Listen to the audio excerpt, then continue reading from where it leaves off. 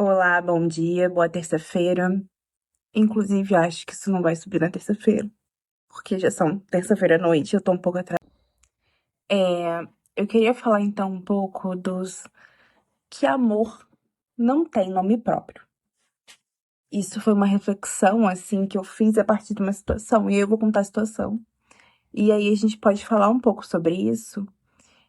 Vindo um pouco, acho que tem vindo numa cadência, assim, os episódios, então dá um pouco o tom. Também estamos falando sobre relacionamentos, desejos femininos, as demandas que nos dão, o que é que esperam da gente. Então, ainda tem esse plano de fundo, né? E aí, o que aconteceu? Eu pintei a parede do meu quarto e eu resolvi colocar uma frase próxima ao espelho. Porque eu tiro foto no espelho todo dia, quando eu vou treinar. E eu queria colocar alguma coisa ali, tanto pro cenário, mas que também refletisse alguma coisa de você olhar no espelho e lembrar de alguma frase que possa entoar, né? E eu escolhi uma parte da música da Lineker que fala que e se não der pé, eu não vou desistir. Amor pra mim é tudo. E aí, a Verônica, que é quem pinta as minhas paredes, ela tava pintando. E aí o Felipe, meu companheiro, chega no quarto e brinca assim comigo. Amor, agora depois que você pintou isso, você não pode mais se separar de mim. E a gente riu, e aí eu respondi meio que na lata, assim, tipo, eu falei, por quê? Tipo, eu coloquei que amor pra mim é tudo. Eu não coloquei Felipe pra mim é tudo. E hoje vamos falar sobre amor não ter nome próprio. Depois que eu respondi isso, a Verônica ainda brincou com o Felipe e falou assim: Ih, Felipe, é difícil ser casado com um psicólogo, né? E eu falei isso muito de supetão, mas depois me fez muito pensar, assim, o que que é esse amor que a Lineker coloca na música, mas por que que eu escolho pintar isso? E por que que eu escolho lembrar disso? De que amor pra mim é tudo. E aí, refletindo, inclusive, na minha resposta pro Felipe, que não é, não tem nome próprio, né? Amor não chama Felipe ou Eduardo, Flávio, Maria, João. E aí, o quanto a gente poder olhar e falar, cara, amor pra mim é muita coisa. E aí, eu acho que tem duas questões, assim, é que esse amor que vai e esse amor que volta, né? Amor pra mim é muito importante, esse amor em que eu amo, mas também que eu sou amada. Então, amor pra mim é tudo.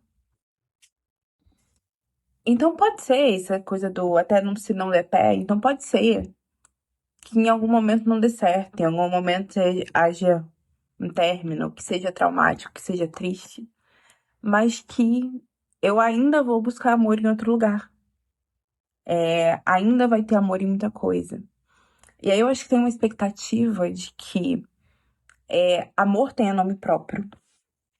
E aí, nome próprio também eu trago como se amor tivesse lugares próprios também, né? Não fosse essa coisa metafórica, flutuante. Amor tem que ser algo.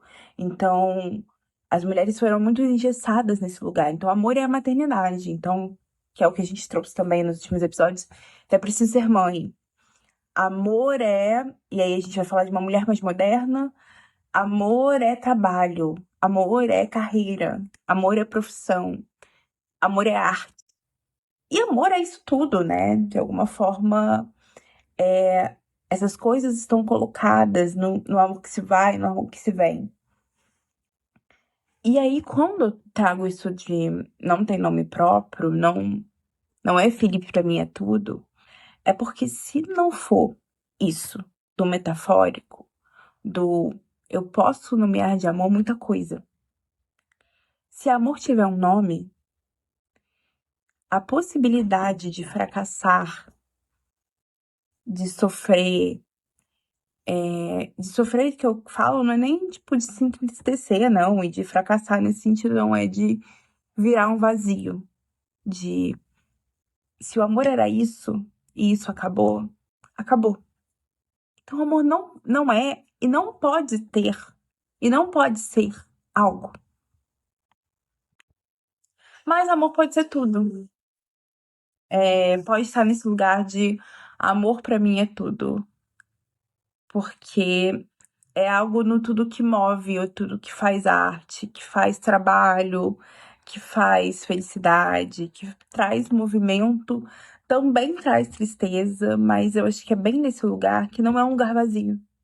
É um lugar de um tudo que pode ser tudo. Que pode ser qualquer coisa, que pode ser reconstruído, que pode ser moldado, que pode ser reestabelecido. E aí é interessante trazer isso sobre amor, e é claro que eu dialoguei aqui com o amor romântico, né? Eu falei de uma situação com o meu companheiro, mas vou aproveitar também que domingo foi Dia das Mães e vou falar desse amor materno, desse amor função, desse amor que às vezes é trabalho, que às vezes é cuidado, que às vezes é super explorado, que às vezes é rechaçado também, né? O quanto as mães sofrem, né? Nesse lugar do amor. E aí falar um pouco dessa função materna. E acho que tem uma coisa quando você passa por algum processo de tentar engravidar, ou, ou de falar disso, e que isso era algo que era bem incômodo pra mim, quando eu comecei a pensar nisso, era o seu corpo ser tomado como um forno.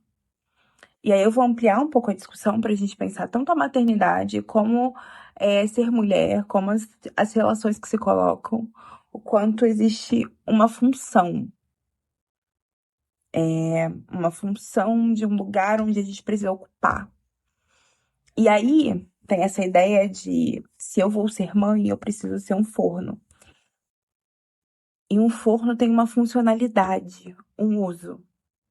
Foi algo que eu trouxe até quando eu fui falar no chá de bênçãos da minha cunhada, e que me toca muito no lugar do que é maternidade. Não faz sentido para mim um forno.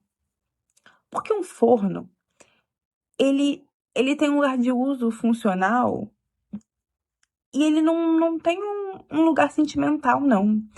E aí eu usei um exemplo que talvez seja importante, falar que forno é algo que você não se lembra. Você pode até lembrar, assim, da broa da sua avó, do biscoito amanteigado da sua tia, do pudim da sua amiga, do frango no forno do seu pai. Mas não fica na lembrança. Eu não lembro qual era o forno da minha avó. Eu lembro de comidas que a minha avó fazia, consigo sentir, inclusive, qual era o gosto, mas eu não lembro qual era o forno, qual era o formato, qual era. Porque forno só tem aquele uso, não tem a lembrança. Então não dá para um corpo feminino ser um forno. Seja esse forno para amar um bebê, uma criança, seja esse forno para produzir um trabalho, seja esse forno para estar numa relação de uso, sabe? E aí eu trouxe muito que para mim esse lugar é importante, é o lugar do artesão, o lugar bem daquele que faz vaso, sabe? Aquilo que é moldável, aquilo que você vai ali no processo aprendendo a fazer. Como o que é esse corpo e o que é a relação disso com, com isso que não é uso, isso que é construção, isso que também é arte, assim. E aí por isso que amor tá muito vinculado a esse processo do que se produz com aquilo. O amor não é nome próprio, não deve ser, e também não é algo que é de uma determinada função. Ele é algo daquilo o que se produz com aquilo. E aí, quando eu trago a imagem do artesão, é porque quando você produz uma arte ou um vaso, alguma coisa, você coloca a mão. você se suja, você erra e aquilo se desfaz, você vai pro forno, você olha, você vai crescendo à medida que você vai produzindo aquele objeto.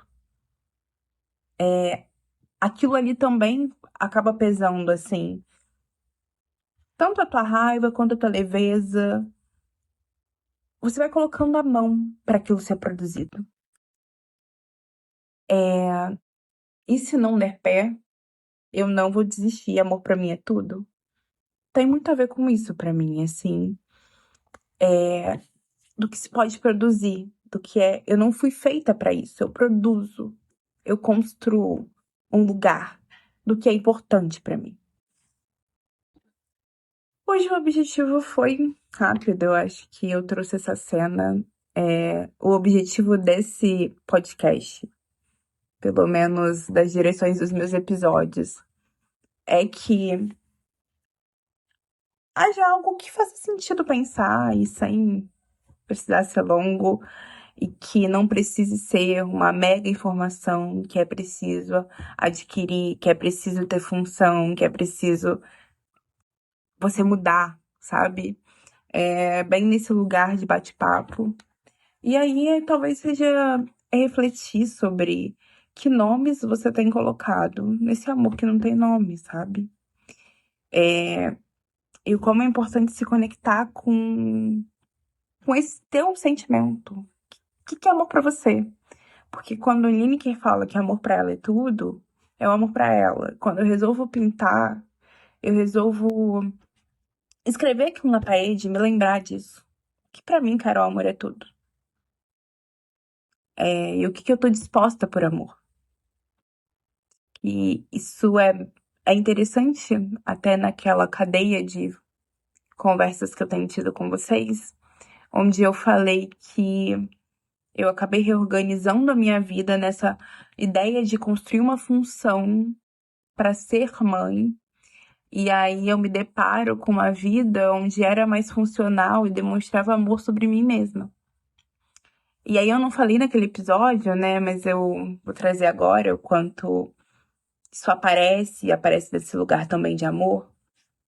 Que ao construir essa vida mais confortável, com mais tempo, e que eu comecei a me exercitar mais e ter mais tempo pra mim, pra cuidar de mim, pra olhar minha casa, que eu adoro, eu também tive mais tempo pra estar próxima do meu afilhado, né? Quando ele nasceu, eu já tinha organizado esse tempo. E hoje eu tô disponível tanto pra ajudar a minha melhor amiga nesse cuidado, quanto pra viver perto dele. E aí, assim, semana passada, eu não era uma semana onde ela precisava de mim. E foi uma semana super agitada, e eu treinei, eu corria, nananana. E aí eu falei no final da semana assim, amiga, não estou contando os dias pra minha semana com o Ícaro. Porque o Ícaro me traz uma leveza, abaixa a bola, Dinda. Vou tentar não chorar pra falar. Mas é uma conexão de um lugar que você precisa e que você transmite amor aprendendo, devagar. E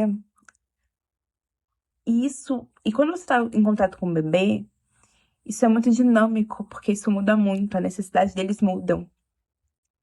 E exatamente isso, assim, o Ícaro me ensina a ser mais devagar, a curtir aquele momento, a descobrir o que ele precisa, a suportar algo que eu vejo quanto é incômodo para as pessoas, que é o desconforto dele. E poder estar desconfortável.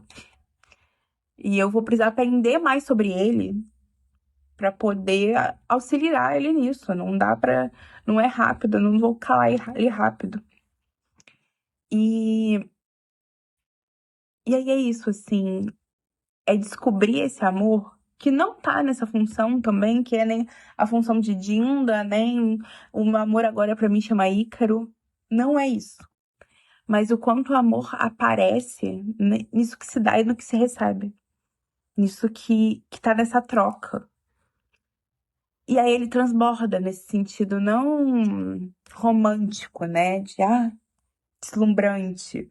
Mas no sentido do movimento que se faz pra construir aquilo que está ali.